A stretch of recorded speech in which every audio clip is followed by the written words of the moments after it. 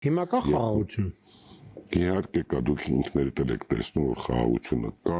ինքներդ տեսնում եք շատ լավ հարաբերություններ, ինքներդ տեսնում եք, որ ապագայում առավել լավ է լինելու, ինքներդ տեսնում եք, որ ապագայում Հայաստանն Դա Հայաստանի զիջումների հաշվին չի։ Ոչ, Հայաստանի Հանրապետության քարտեզը,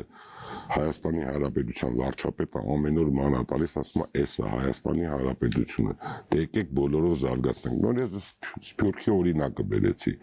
Բայց պարոն Սարգսյան, Սփյուռքը ունի իր առանձնահատկությունը։ Մենք պետք է հարգենք իրանց առանձնահատկությունը, բայց կա Հայաստանի Հանրապետություն, կա պետություն, պետություն կա, պետությունը պետք է խիստ օրենքներ ունենա, պետությունը պետք է,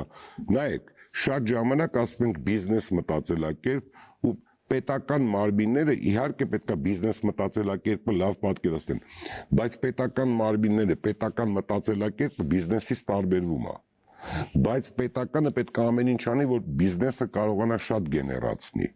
ուզում եմ ասեմ, պետությունը դա պետություն է, մենք չենք ունեցել պետություն, սովետական համակարգ ա եղել, հետո դրանից հետո որոշակի խեղաթյուրված ա եղել, դրանից հետո լավ գիտեք, որ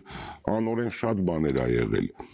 Հիմա նոր պետություն ենք ստեղծում, պետության հիմքերը պետք է խիստ լինի, պետական մարմինները պետք է խիստ լինեն, պետական մարմինները պետք է հաշվետու լինեն։ Սա է, այլ ձև չկա, ու Հայաստանը հզոր պետություն է դառնալու ու դառնում է, Հայաստանը շատ լավ բարեկեցությունը կամաց բարձրացնելու է, քաղաքացիների բոլորի խնդիրը լուծվելու է, որտեղ աշխատանք առաջարկվելու, իհարկե կան ամբողջ աշխարհում էլ կան մարդիկ, որոնք չեն ուզում աշխատեն, բոլորին քննադատում են, բոլորին անուններ են կպցնում, իրանք էլ չեն աշխատում։ Սա էլ պետք է հասարակությունը ասի, որ գիտեք ինչ կա աշխատանք կա, գնացեք աշխատանք կատարեք։